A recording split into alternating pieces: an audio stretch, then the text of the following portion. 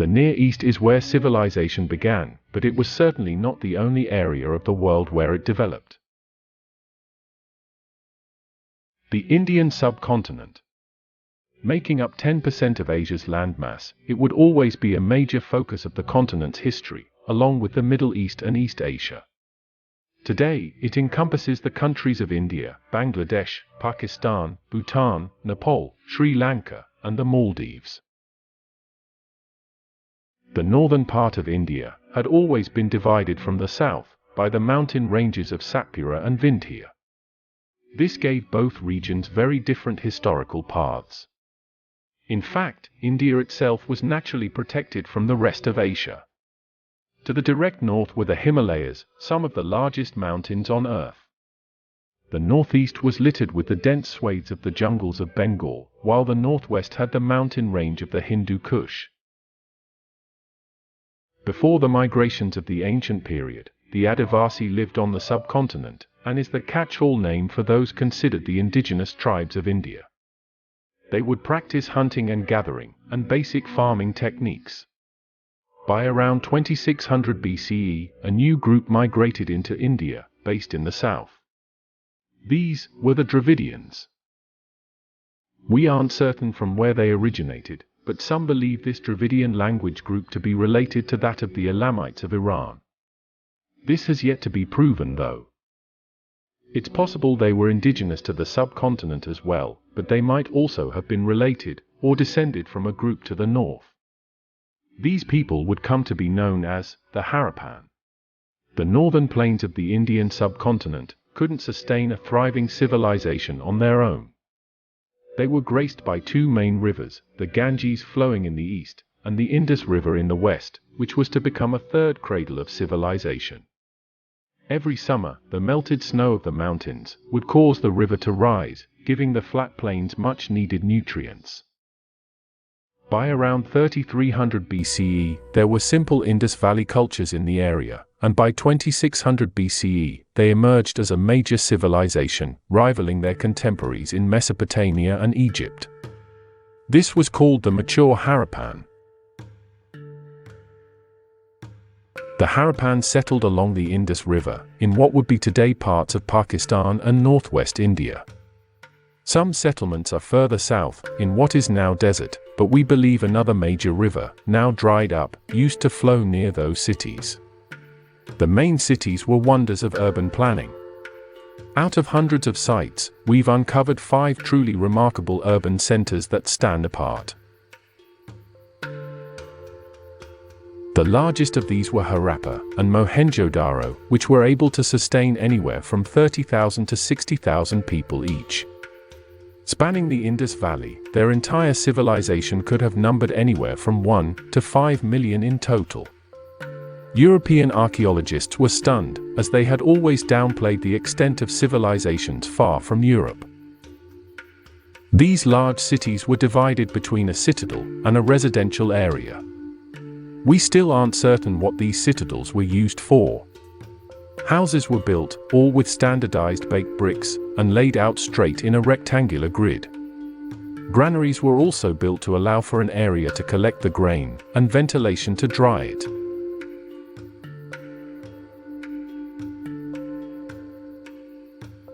Cities had a most impressive drainage and water system. Bathing was common. One of the largest baths they had was at Mohenjo-daro, and was dubbed the Great Bath, most likely a public bath. Most houses had their own bathrooms, with wastewater being redirected towards drains. These were more advanced than their contemporaries in Egypt and Mesopotamia, and even more advanced than many regions of India and Pakistan in the present day.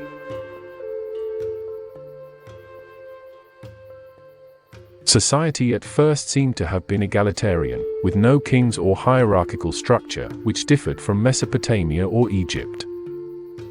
More recent excavations tell us that there might have indeed been a social hierarchy, but that most people were still able to lead similar lifestyles. Archaeological evidence in the Near East and other regions of Asia suggests the Harappan had trade networks over the sea. The great dockyard uncovered at Lothal, another city, was most likely used to travel up towards Sumer and the rest of old Mesopotamia. They would mark their exports with seals, which, along with their pottery, would provide us with insight into their rare script. It still remains undeciphered.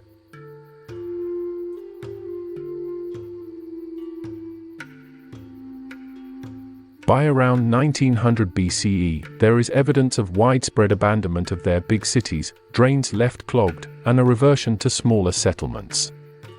This was the beginning of the late Harappan period. We know an invasion occurred, which could have displaced them, but the Harappan seem to have vanished hundreds of years before this. Theories claim it's possible there was the development of more infighting, or the spread of diseases like tuberculosis and leprosy. Large-scale natural disasters, such as earthquakes, could also have caused them to leave the area, an advanced civilization, no more. Whether the Harappan fled or migrated east, south, or even stayed in the valley, by around 1300 BCE, their civilization was gone.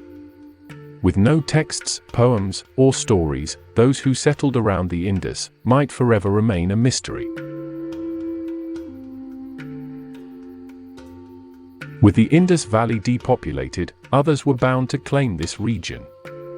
From out of Central Asia, groups of Indo-Iranians, also called Indo-Aryans, a part of the Indo-European language family, arrived in the valley by 1600 BCE. They came in several waves, through the Hindu Kush, and into the Punjab region.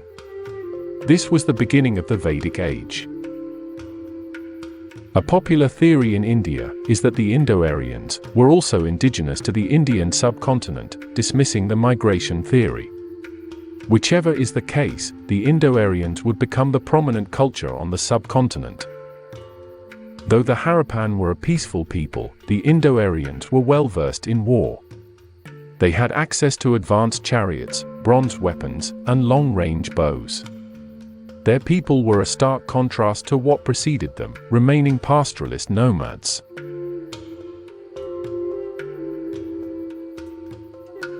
This had them expand to the east, eventually assimilating with different cultures and adopting some of their agricultural practices.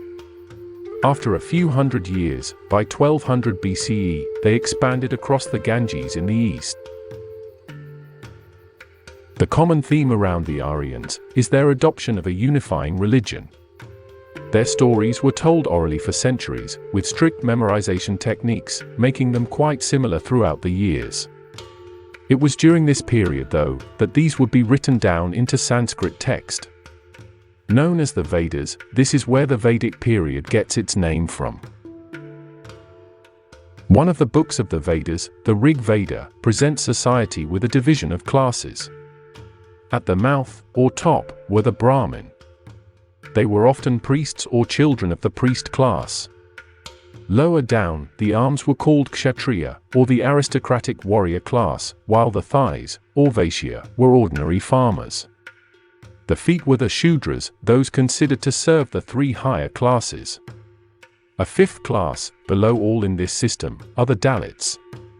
They are considered the lowest class, often dubbed as untouchables, and are not allowed within the temple. Hundreds of years later, the Portuguese would give this the name of the caste system. Over time, this caste system would change with more additions and subcastes. From these Vedas, they developed the foundation of their social structure and their religion. And so, Hinduism was born. This led to the rise of Brahmanism, which emphasized that the world had order. And if there is order, the belief was there must be someone to maintain this order. That someone was Brahmin, a being so powerful, it both created the universe, and was itself the universe. Though human beings couldn't possibly fathom the power of Brahmin, it was thought that each person held a bit of his spark, called Atman, and the goal of life was to unify your Atman with Brahmin. To accomplish this, one must perform dharma, or one's lifelong duties, with karma, or day-to-day actions. This frees you from the circle of life and death, known as samsara, and liberates you, known as moksha. Either seek out and accept this union, or suffer in life after life, until you finally do accept it. While Hinduism is polytheistic on the surface, there is clearly reverence for one true omnipotent power, Brahman. To become more perceivable to humans, Brahman is often represented in three forms of the cosmic function. Brahma is the creator, Vishnu is the preserver, and Shiva is the transformer, or destroyer. Together, they form the Hindu Trinity, or Trimurti. In the late Vedic period, around 700 BCE, another central Hindu text was written, also in Sanskrit. These were the Upanishads, and had more to do with the spiritual world and the nature of the universe, and less on rites and ritual. With the Indo-Aryans settled on the Great Plains of northern India, through the Punjab, and across to the Ganges, they would become the basis for Indian culture for hundreds of years to come.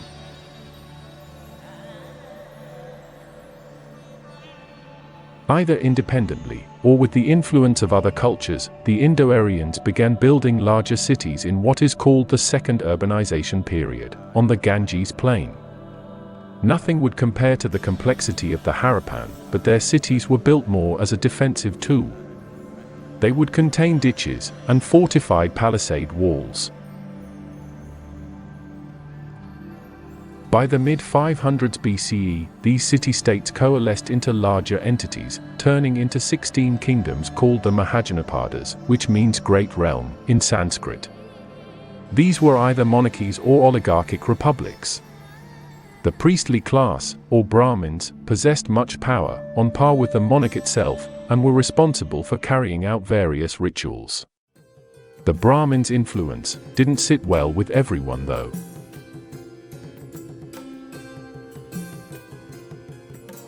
Over time, different spiritual movements would become critical of mainstream Hinduism and the priest class. Based on the teachings of Mahavira, or the great hero, Jainism was structured around the three pillars of non-violence, non-absolutism, and non-attachment. The goal of life was not to participate in rituals or revere the priest class, but in the non-tangible, rejecting human vices, such as greed, lust, and gluttony. The movement gained popularity quickly, as it made no distinctions about class, so was appealing to women and many in the lower castes. Because Mahavira preached non-violence, which extended to animals as well, farming and animal husbandry was discouraged. This led to many Jains taking up positions instead as merchants, and later on in the finance industry. Unbeknownst to them at the time, this would have millennia-long consequences, as Jains are now one of the richest groups in India. About 70% of their population is in the top economic quintile. Mahavira died around 468 BCE. During his later years, another spiritual leader would start to gain prominence.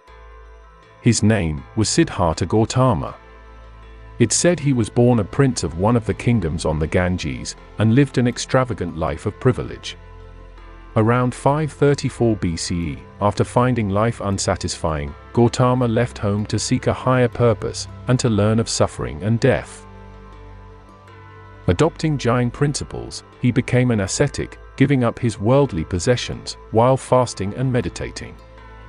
After 7 hard years of this, Gautama was still unfulfilled.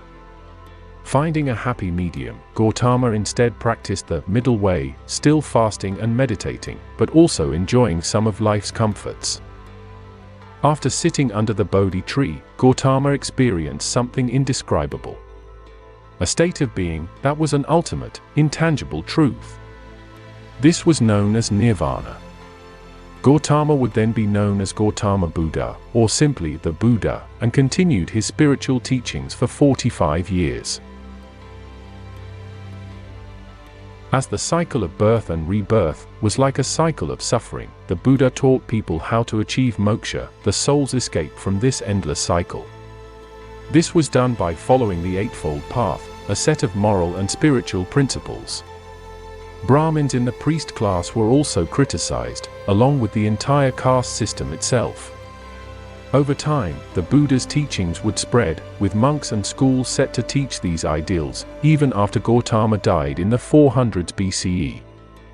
After his death, the Mahayana school branched off, and is now the largest sect of Buddhism in the world.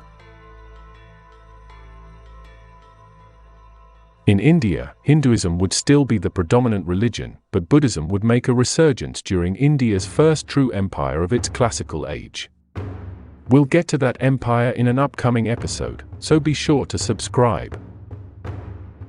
In the backdrop of Mahavira and Buddha's ascetic teachings were battles for the most material of possessions. Land was being fought over by the 16 kingdoms of the Mahajanapadas.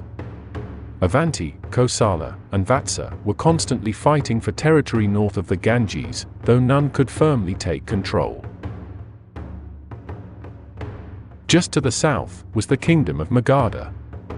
From there, the king, Bimbisara, began an expansion that enveloped the northeast and Bengal region.